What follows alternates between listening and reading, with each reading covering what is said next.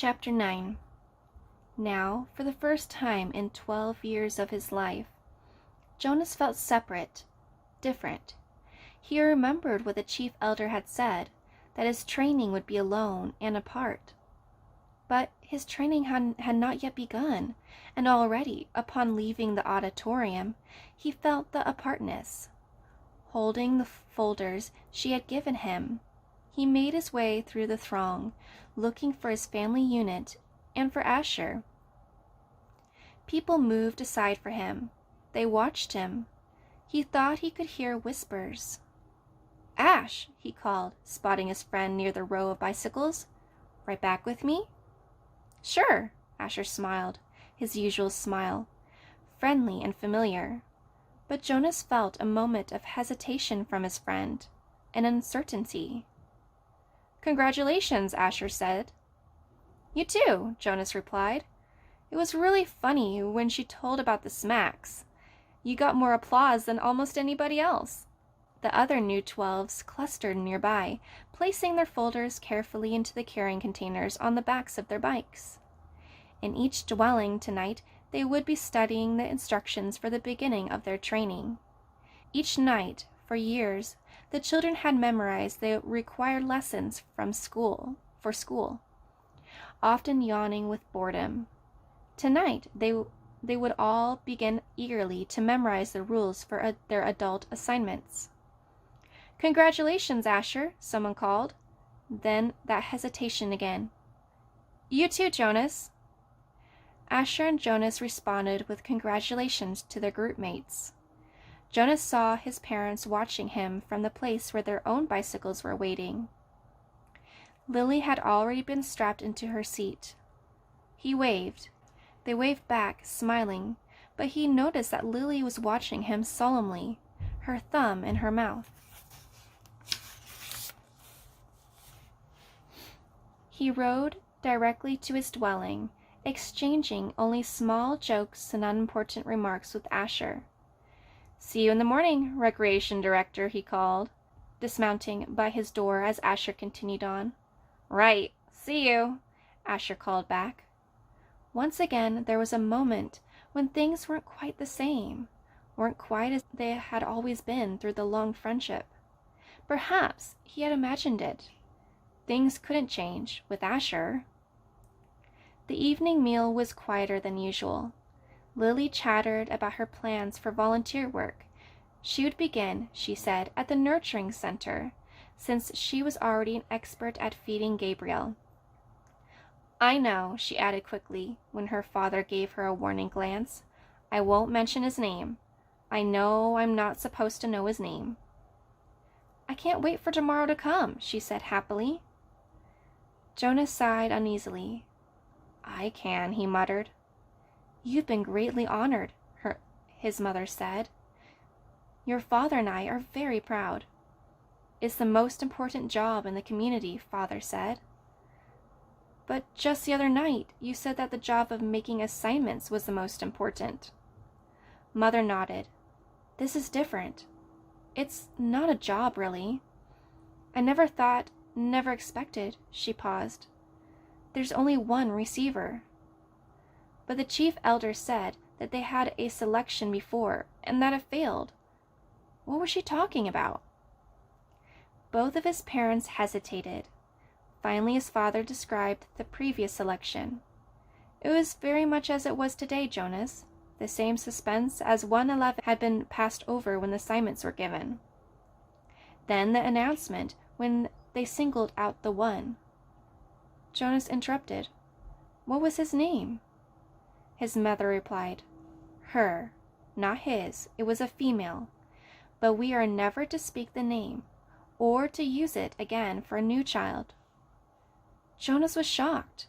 A name designated not to be spoken indicated the highest degree of disgrace. "What happened to her?" he asked nervously. But his parents looked blank. "We don't know," his father said uncomfortably. "We never saw her again." A silence fell over the room. They looked at each other. Finally, his mother, rising from the table, said, "You've been greatly honored, Jonas. greatly honored. Alone in his sleeping room, prepared for bed, Jonas opened his folder at last. Some of the other 12s he had noticed, had been given folders thick with printed pages. He imagined Benjamin, the scientific male in his group, beginning to read pages of rules and instructions with relish. He pictured Fiona smiling her gentle smile as she bent over the lists of duties and methods that she would be required to learn in the days to come. But his own folder was startlingly close to empty. Inside, there was only a single printed sheet. He read it twice. Jonas, receiver of memory. 1. Go immediately at the end of school hours each day to the annex entrance behind the House of the Old, and present yourself to the attendant. 2. Go immediately to your dwelling at the conclusion of the training hours each day. 3. From this moment you are exempted from rules governing rudeness. You may ask any question of any citizen, and you will receive answers. 4. Do not discuss your training with any other member of the community, including parents and elders. 5. From this moment, you are prohibited from dream telling. 6. Except for illness or injury unrelated to your training, do not apply for any medication. 7. You are not permitted to apply for release. 8. You may lie. Jonas was stunned. What would happen to his friendships, his mindless hours playing ball, or riding his bike along the river, those that had been happy and vital times for him? Were they to be completely taken from him now? The simple logistic instructions, where to go and when, were expected. Every 12 had to be told, of course, where and how and when to report for training. But he was a little dismayed that his schedule left no time, apparently, for recreation. The exemption from rudeness startled him. Reading it again and again, however, he realized it didn't compel him to be rude. It simply allowed him the option. He was quite certain he would never take advantage of it. He was so thoroughly accustomed to courtesy within the community that the thought of asking another citizen an intimate question, or calling someone's attention to an area of awkwardness, was unnerving. The prohibition of dream-telling, he thought, would not be a real problem. He dreamed so rarely that the dream-telling did not come easily to him anyway, and he was glad to be excused from it. He wondered briefly, though, how to deal with it in the morning meal. What if he did dream? Should he simply tell his family unit, as he did so often anyway, that he hadn't? That would be a lie. Still, the final rule said, well, he wasn't quite ready to think about the final rule on the page. The restriction of medication unnerved him. Medication was always available to citizens, even to children, through their parents. When he had crushed his finger in the door, he had quickly gasped into the speaker, notifying his mother. She had hastily requisitioned relief of pain medication, which had promptly been delivered to his dwelling.